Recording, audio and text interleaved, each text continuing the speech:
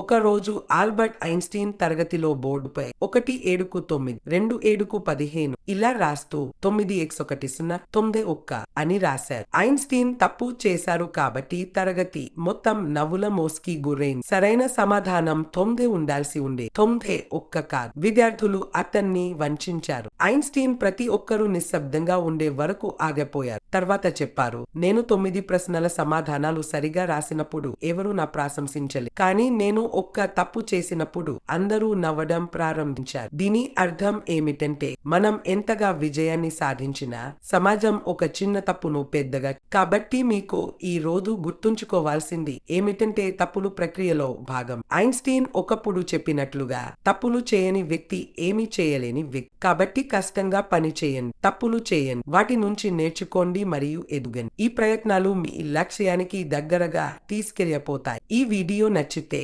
మమ్మల్ని ఫాలో చేయండి మరియు సబ్స్క్రైబ్ చేయండి.